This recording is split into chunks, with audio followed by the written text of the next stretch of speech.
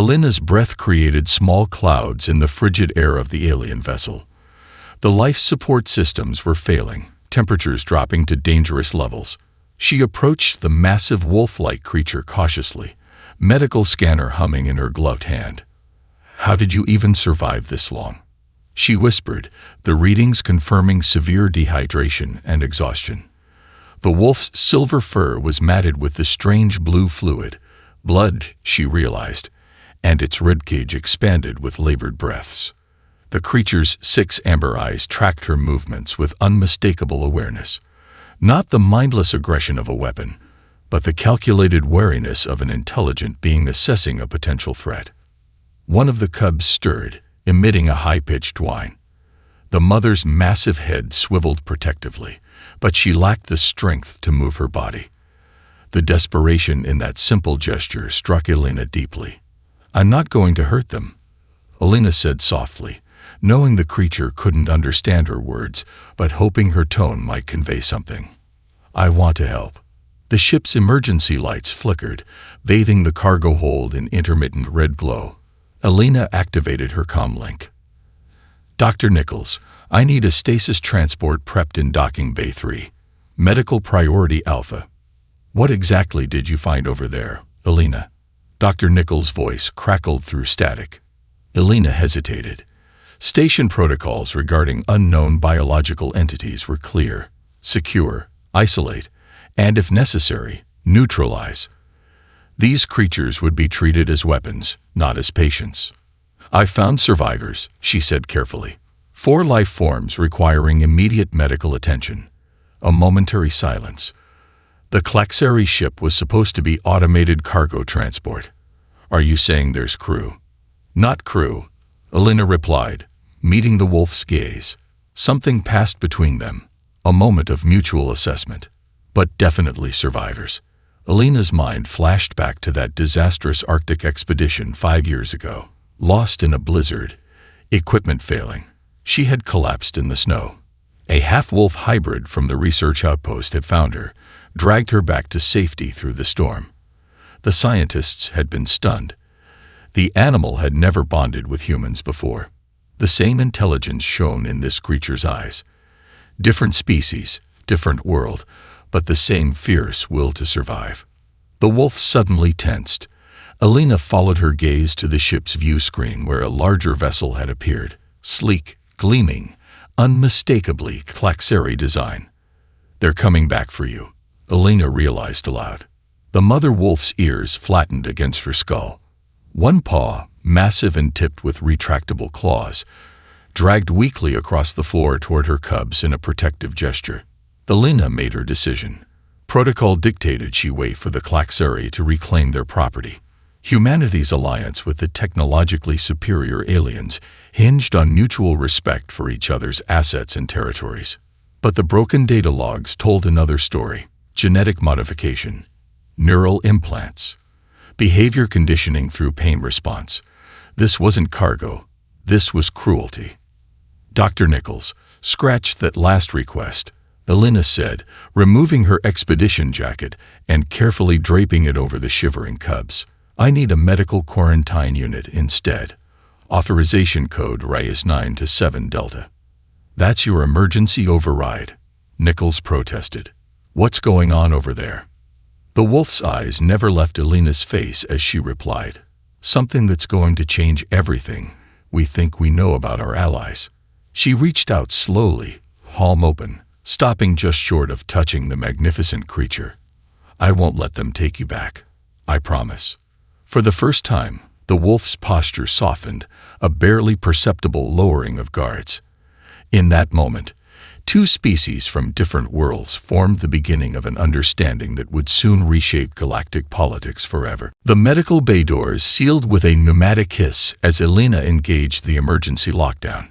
She had precisely 17 minutes before Commander Zhen could override the security protocols, not nearly enough time to stabilize the mother wolf, but perhaps enough to formulate a plan.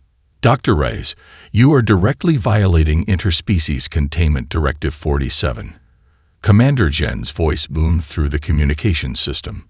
Those creatures are classified as hazardous biological entities by our Klaxari allies. Helena didn't respond.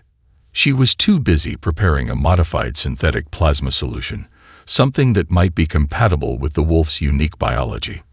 The mother's eyes followed her movements, a low rumble emanating from her chest, not threatening, but communicative.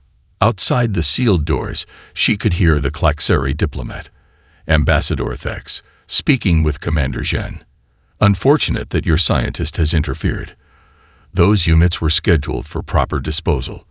They are defective and dangerous. Units, disposal. The cold terminology made Elena's hands shake with controlled anger as she carefully inserted an IV line into the massive wolf's foreleg. The creature didn't resist, seemingly understanding Elena's intent. On the nearby examination table, the three cubs had curled together in Elena's medical bag, their tiny bodies generating surprising heat. One of them, the smallest with distinctive silver markings, opened its eyes for the first time, revealing irises that shifted colors like an aurora. "Hello there," Elena whispered, momentarily distracted from her work. The cub blinked slowly, then emitted a soft chirping sound that its siblings responded to immediately. The mother wolf's ears pricked forward at the exchange, and Elena felt a sudden, inexplicable pressure at the base of her skull. Instinctively, she reached for the neural interface in her lab coat pocket, an experimental device designed for communicating with nonverbal patients. Security override in progress. 13 minutes remaining. With trembling fingers, Elena activated the interface and placed it against her temple. The connection was immediate and overwhelming. Not words, but raw emotion flooding her consciousness. Protectiveness, gratitude, determination, and beneath it all, an intelligence that felt ancient and profound. "You understand what's happening," Elena gasped, meeting the wolf's gaze. "You know they want to destroy you." A new sensation flowed through the interface.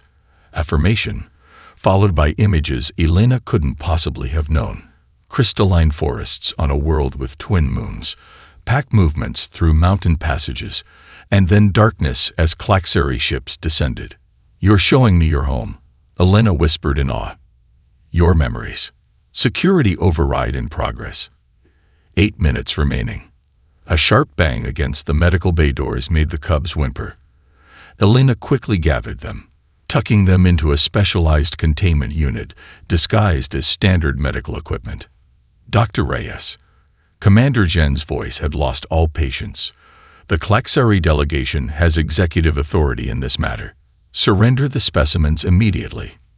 Elena activated her personal communication device, sending a message to Maya Ortiz, captain of the supply vessel Nomad, scheduled to depart for Earth in 20 minutes. "Maya, remember that favor you owe me from the Europa expedition. I'm calling it in. Prepare for 4 unregistered passengers, no questions asked." Security override in progress. 5 minutes remaining. The mother wolf struggled to stand, still weak but clearly understanding the urgency. Elena helped support her massive frame as they moved toward the emergency medical evacuation tube, designed for transferring patients directly to departing vessels during crisis situations. "This is going to feel strange," Elena told the wolf, securing the neural interface more firmly to maintain their connection. "But I need you to trust me." The wolf's response through the interface was immediate, an emotion that transcended species boundaries, universal in its simplicity. Trust. As the override countdown reached its final minute, Elena made a choice that would forever alter her life. And potentially, the future relationship between humanity and the stars. The Nomad vibrated violently as it pushed through Jupiter's electromagnetic field. Captain Maya Ortiz gripped the manual controls, her knuckles white with tension. Behind her, Elena monitored Luna's vital signs, which had finally stabilized after their desperate escape from the research station. "Proximity alert," Maya announced, her voice tight. "Klaxari diplomatic vessel on intercept course. They're hailing us." Elena glanced at Luna, who had positioned herself protectively around the sleeping cubs in the ship's small medical alcove. Through their neural link, she sensed the wolf's rising apprehension. "Ignore it," Alina said. "If we acknowledge, they'll have legal grounds to demand inspection." Maya shot her a look. "They already have grounds, Alina. We're harboring what they consider stolen biological weapons. That gives them authority under at least 3 interstellar treaties." A message flashed across the primary screen. "Nomad vessel. Power down and prepare for boarding. Failure to comply will be interpreted as hostile action." Luna suddenly raised her massive head, her 6 eyes focusing intensely on the ship's navigation display. Through the neural interface, Alina received a barrage of images, a specific course through Jupiter's moon system, utilizing Europa's ice geysers as cover. "She knows a way," Alina exclaimed, quickly translating Luna's mental guidance into coordinates. "Maya, input this course immediately." "You want me to take navigational advice from a wolf?" Maya asked incredulously, even as her fingers moved across the controls. "Trust me," Alina urged. "Luna's species navigated space before the Klaxeri enslaved them. She knows things we don't." The Nomad lurched into a steep dive, plunging toward Europa's fractured ice surface. The pursuing Klaxeri vessel fired a warning shot that sizzled past their hull. "They're charging weapons," Maya shouted, executing a series of evasive maneuvers. Luna struggled to her feet, moving to the ship's viewport. Through the neural connection, Alina felt a surge of focused determination. The wolf was concentrating on something, her consciousness reaching outward in a way Alina couldn't comprehend. Suddenly, the viewport filled with blinding light as one of Europa's massive ice geysers erupted directly in their path, precisely where Luna had been focusing her attention. "Pull up," Alina screamed, but Maya was already yanking back on the controls. The Nomad shot upward through the geyser's column, ice particles scraping against their hull like 1,000 tiny claws. Behind them, the pursuing Klaxeri ship wasn't so fortunate. The geyser's massive ice chunks battered its more delicate hull, forcing it to veer away. "Did she just?" Maya's question trailed off as she stared at Luna in astonishment. "I think she triggered that eruption somehow," Alina said, equally stunned. "Or at least, she knew exactly when it would happen." The neural interface hummed with Luna's satisfaction as images flowed into Alina's mind. Luna's species had evolved on a world with similar geothermal activity. They could sense pressure building beneath surfaces, a survival adaptation that had served them for millennia. As they emerged from Jupiter's turbulent atmosphere, the Nomad's damage sensors blared warnings. One of their primary engines had been compromised during the escape. "We won't make it to Earth," Maya said grimly. "We need to set down for repairs." Through the neural link, Luna projected urgent concern, followed by images of a specific location on Europa. An abandoned mining outpost nestled within a deep crevasse, shielded from orbital scans. "She knows a place," Alina translated, stroking Luna's thick fur gratefully. "Somewhere the Klaxeri won't find us." As they altered course toward the hidden sanctuary, one of the cubs awoke, the one with silver markings that Alina had mentally dubbed Nova. The tiny wolf cub crawled from the medical alcove and pressed its small body against Alina's leg, projecting a sense of complete trust that brought unexpected tears to her eyes. "We're going to get you home," Alina promised, cradling the cub gently. "All of you." The neural interface pulsed with Luna's response, not home as it was, but something new. Images of wild earth forests intermingled with crystalline landscapes of her homeworld. 2 species, 2 histories, converging into an uncertain but shared future. The Alaskan sanctuary sprawled across 5,000 acres of pristine wilderness, bordered by mountains on 3 sides and a vast glacial lake on the 4th. Dr. Thomas Reyes stood on the observation deck of the main compound, watching the damaged Nomad complete its landing sequence in the snow-covered field. "Grandfather," Alina called as she descended the ship's ramp, her breath visible in the frigid air. "Thank you for taking this risk." Thomas embraced his granddaughter quickly before his attention shifted to the massive silver creature emerging cautiously behind her. Luna's 6 amber eyes surveyed the surroundings with intelligent assessment, nostrils flaring as she sampled unfamiliar Earth scents. "Remarkable," Thomas whispered, decades of scientific curiosity overcoming his initial apprehension. Her morphology suggests parallel evolutionary pathways to Earth's canids, yet with clear adaptations for a different gravitational environment. Elena smiled despite their dire circumstances. Always the scientist, even when harboring interstellar fugitives. Inside the sanctuary's medical facility, Thomas helped Elena establish a comfortable space for Luna and her cubs. The specialized habitat, originally designed for Arctic wolves, had been hastily modified with additional heating elements to accommodate the aliens' higher temperature requirements. "The neural implant is here," Elena explained, carefully parting Luna's thick fur at the base of her skull to reveal a metallic device partially embedded in the flesh. "From what I can tell, it served 2 purposes: behavior suppression and combat direction." Thomas adjusted his glasses, examining the technology with cautious fingers. Removing it could be dangerous without understanding its integration with her nervous system. Luna settled onto the padded floor, positioning herself so the implant was more accessible. Through the neural interface, Elena sensed not fear, but resolute determination. "She wants it gone," Elena translated. "She's willing to risk the procedure." While Thomas prepared surgical instruments, the cubs explored their new environment with increasing confidence. Storm, the largest, pawed curiously at the habitat's control panel.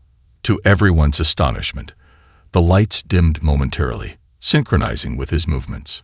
Electromagnetic sensitivity, Thomas noted with scientific excitement, perhaps even manipulation. Echo, the middle cub, approached a small cut on Maya's hand, an injury sustained during their hasty departure from Europa. The cub pressed its nose gently against the wound. When it moved away, the cut had visibly begun to close. "Did you see that?"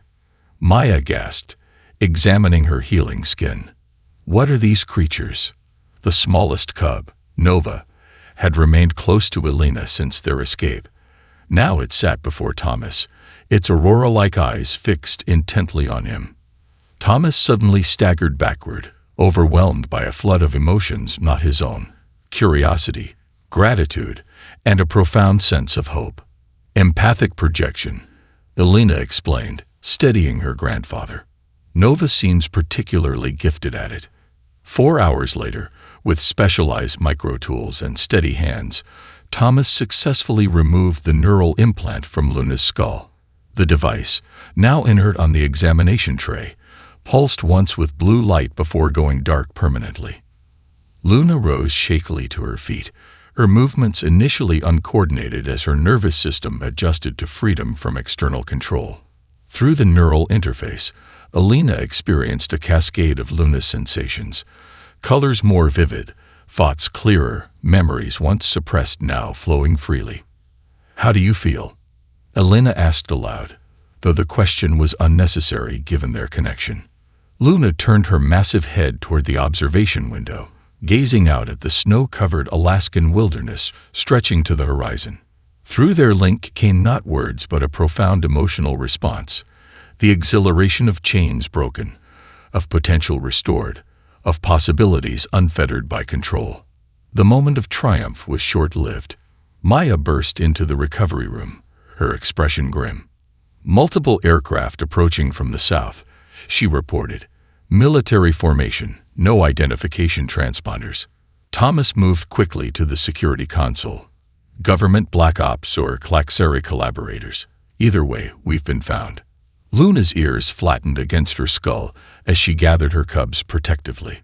Through the neural link, her message to Elena was crystal clear. They would not be taken again.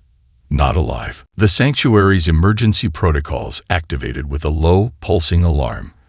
Armored shutters descended over windows while security screens displayed the approaching aircraft. 5 black helicopters moving in precise formation. "They're jamming communications," Maya reported, fingers flying across the control panel. "Standard military containment procedure." Dr. Sanjay Kapoor stood at the observation window, his diplomatic credentials having gained him entry to the sanctuary just hours before the approaching force was detected. As the senior Earth representative to the Interstellar Relations Council, his presence was both a blessing and a complication. "You understand what this means, Alina," Sanjay said gravely. "By bringing these creatures to Earth, you've placed our entire diplomatic relationship with the Klaxari at risk." Alina's hand rested on Luna's massive shoulder, drawing strength from the connection. "What relationship? One built on lies." "Look at her, Sanjay. Really look." The seasoned diplomat approached cautiously. Luna's 6 amber eyes regarded him with unmistakable intelligence as she positioned herself between the human and her cubs. "The Klaxari told us they were engineered weapons," Sanjay said, his certainty wavering as he observed the family dynamics playing out before him. "Dangerous, unpredictable, created for warfare." "I can prove otherwise," Alina replied, offering him the neural interface. "See for yourself." Outside, the helicopters circled the perimeter, searchlights cutting through the falling snow. Thomas monitored their movements on the security display. "They're deploying ground teams," he warned. "Standard containment formation. They're here to take Luna and the cubs." Luna's ears flattened against her skull, a low growl rumbling in her chest. Through their neural connection, Alina felt the wolf's rising fear, not for herself, but for her children. "There's another way," Alina said suddenly, receiving Luna's thoughts. "Sanjay, we need time. Can you stall them?" The diplomat straightened his posture. "I can invoke my authority for a temporary diplomatic intervention, but only temporarily." As Sanjay departed for the main entrance, Alina knelt beside Luna. "Are you certain about this? It's dangerous." Luna's response through their link was resolute. With gentle movements, she nudged her cubs toward Alina and Thomas, entrusting them to their care, before padding toward the sanctuary's rear exit. "What's happening?" Maya asked, watching the wolf's determined departure. "Luna is calling for help," Alina explained, cradling Nova against her chest. "She's going to contact the local wolf packs." Thomas looked skeptical. "Earth wolves are genetically different species. They won't understand her." "It's not about genetics," Alina replied.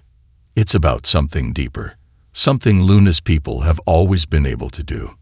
At the sanctuary's entrance, Sanjay faced the military commander, a stern woman with colonel's insignia on her Arctic uniform.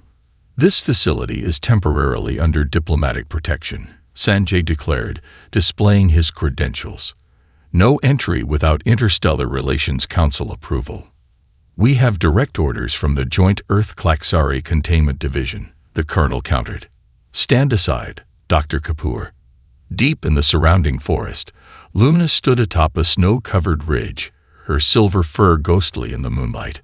She raised her head to the star-filled sky and released a call unlike anything Earth had heard before.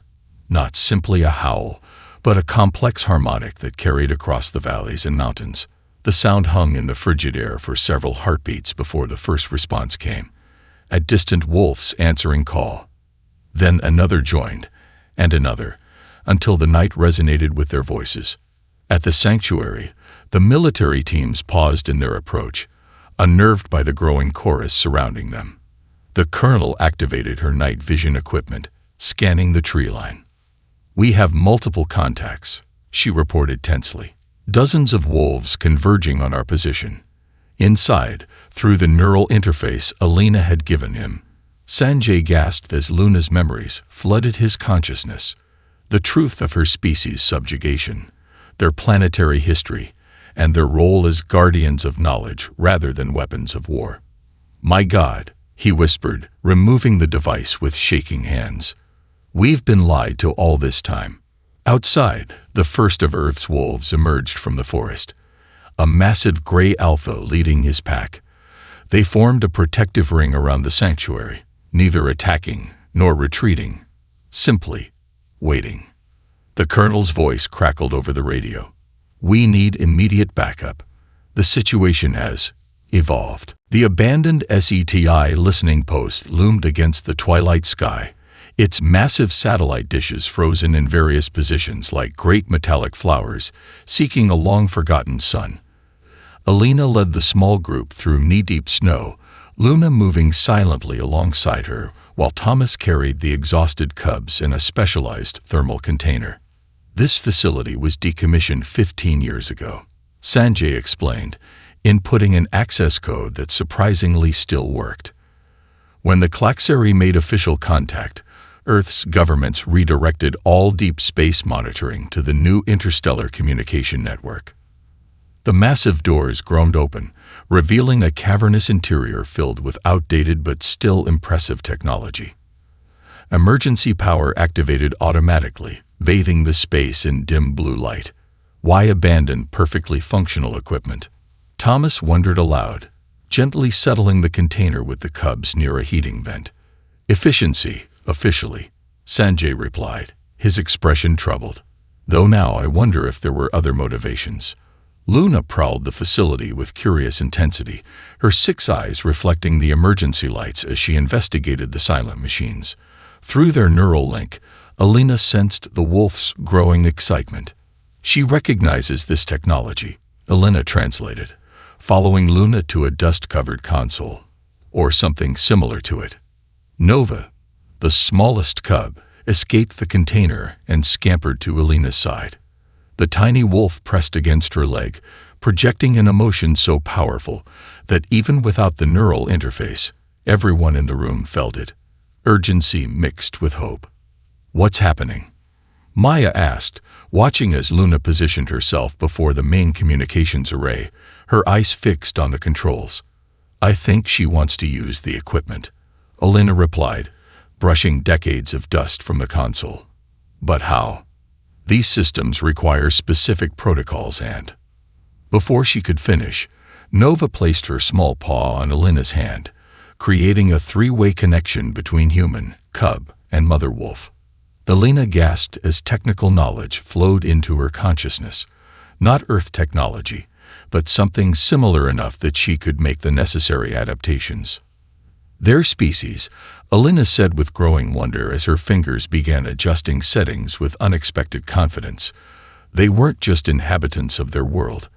They were its guardians, caretakers of vast knowledge networks. The technological interface was part of their role. The ancient SETI array hummed to life, satellite dishes outside groaning as they repositioned themselves. Luna projected a series of mathematical coordinates through their link, which Alina entered into the system. What exactly are we broadcasting?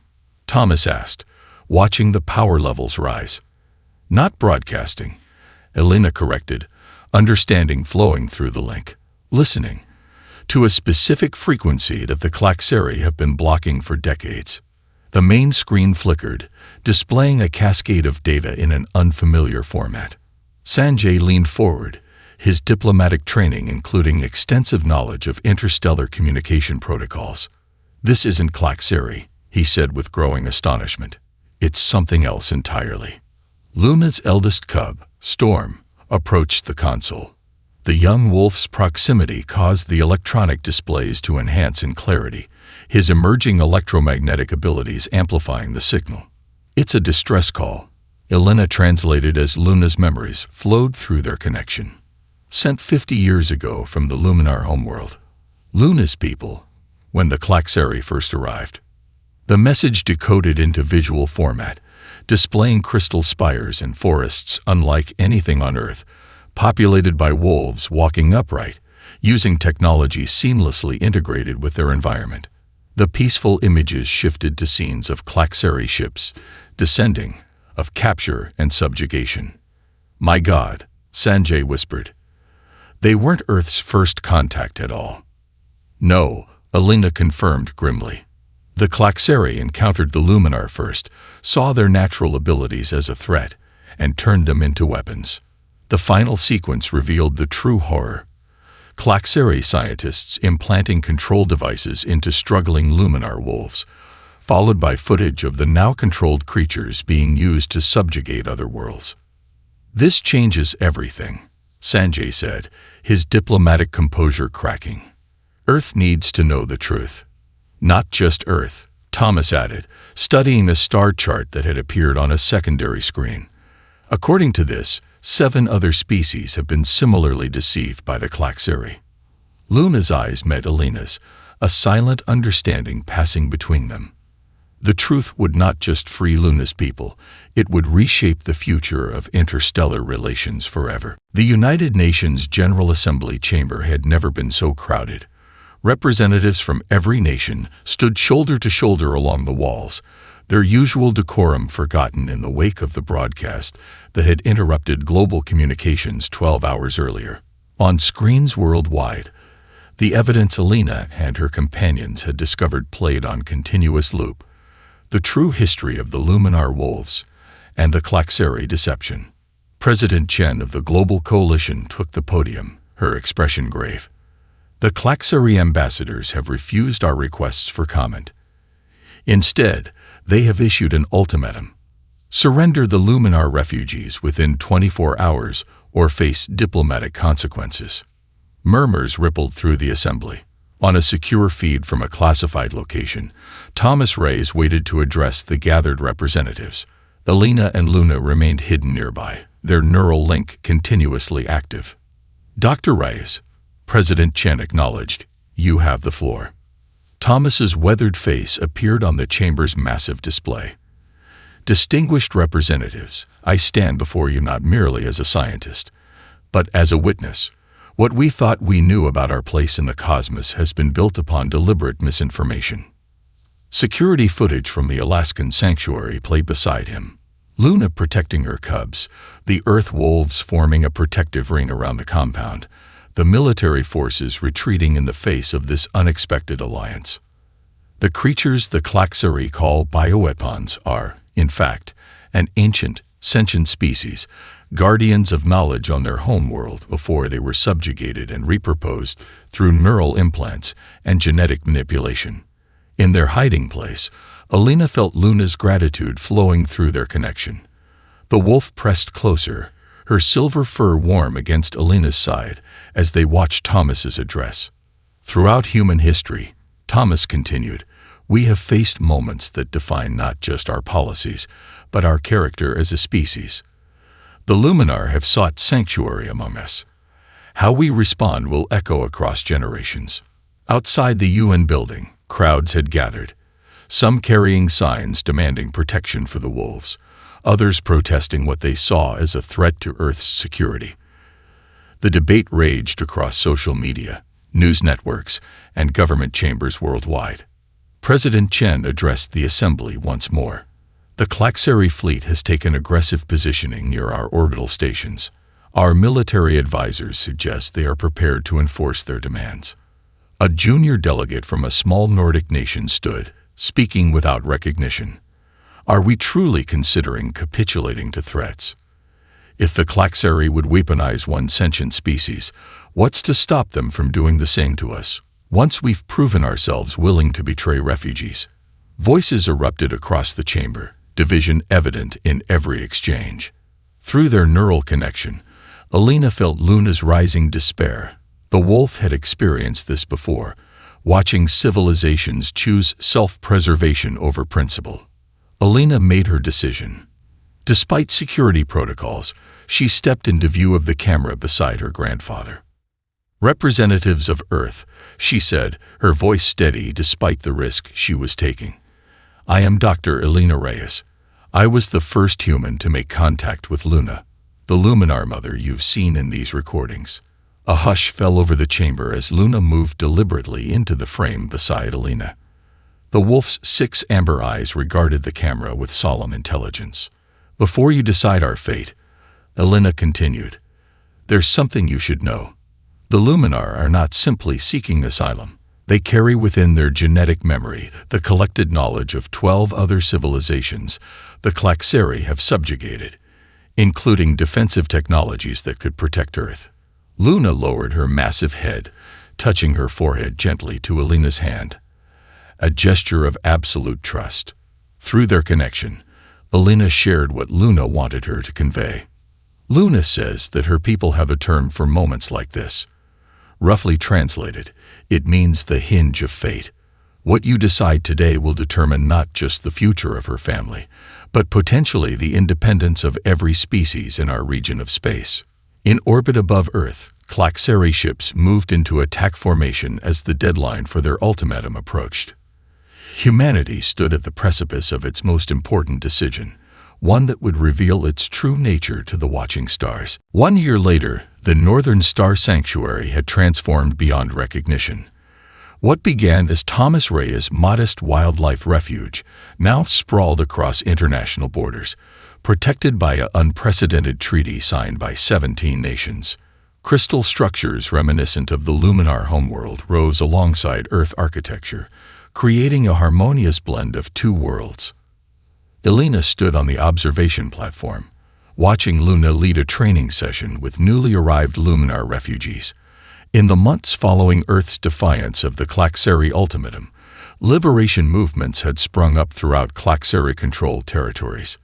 The oppressors' carefully constructed empire had begun to fracture as the truth spread across the stars. The neural integration therapy is showing remarkable results, Dr. Kapoor noted, joining Elena at the railing. Once a skeptical diplomat, Sanjay had become the sanctuary's most passionate advocate in international forums. The newest arrivals are recovering from their implants twice as quickly as the earlier groups.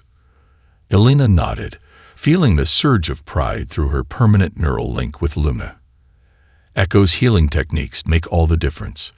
Below them, the middle cub, now nearly adult-sized, moved among the recently liberated Luminar, her touch accelerating their recovery from the trauma of neural control. Despite being born in captivity, Echo had somehow inherited ancestral knowledge of Luminar healing practices.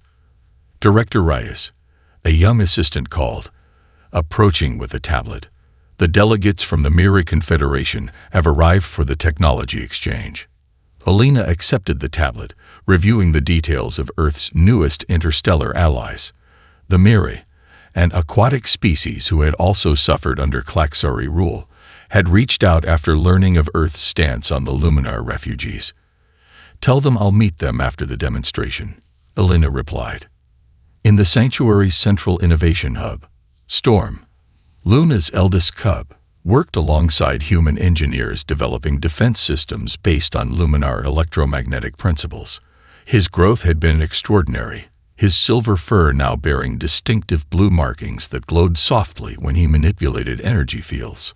"The shield harmonics are stabilizing," announced Dr. Lakshmi Patel, the project's lead scientist.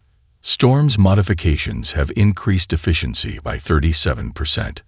Storm acknowledged the praise with a gentle pulse of electromagnetic energy that brought the laboratory's lights to a warmer hue, his species equivalent of a pleased smile. Outside in the education meadow, the most remarkable collaboration unfolded daily. Nova, the smallest of Luna's cubs, had developed into the most powerful empathic projector ever recorded among the Luminar. She sat in a circle with human and Luminar children, facilitating direct emotional understanding between species that transcended language. Thomas Reyes observed the class from a distance, his scientific journal filled with observations on interspecies communication development. At 73, he had witnessed humanity's greatest evolutionary leap, not physical, but moral and empathetic. "They're singing the history song," he explained as Elena joined him. "Nova helps them feel the emotional context of historical events from both worlds." The children's voices rose in harmony with Luminar harmonic vocalizations, creating a sound unlike anything Earth had heard before, the first true art form born of two worlds. As twilight approached, representatives from 7 formerly subjugated species gathered in the sanctuary's central chamber. Once enemies under Klaxeri control, they now formed the foundation of a new interstellar coalition based on mutual respect rather than dominance. Luna took her place at the center of the assembly, her silver fur gleaming in the fading light. Though she could now communicate directly through enhanced neural interfaces, for formal occasions she preferred to have Elena translate the emotional nuances that technology alone couldn't convey. "My people have a tradition," Elena translated as Luna projected her thoughts, of marking each full cycle around our sun by acknowledging how far we've traveled together. Luna's gaze moved around the circle, meeting the eyes of each species representative. The crystalline Miri, the insectoid Vespi, the gaseous nebulae, and others still learning to exist without Klaxeri control. 1 year ago, my cubs and I were abandoned to die, considered too dangerous to live and too valuable to waste quickly. Alina continued, her voice carrying Luna's emotions. We found sanctuary not through force or technology, but through something the Klaxeri never understood and could never weaponize: the capacity to recognize kinship across the boundaries of form. Above the sanctuary, the northern lights began their dance across the sky, their colors matching the subtle bioluminescence now evident in Luna's fur, a sign of her complete recovery and growth. Today we are no longer refugees or rescuers. Alina translated as Luna's thought reached its conclusion. We are simply travelers who have chosen to journey together under the same stars.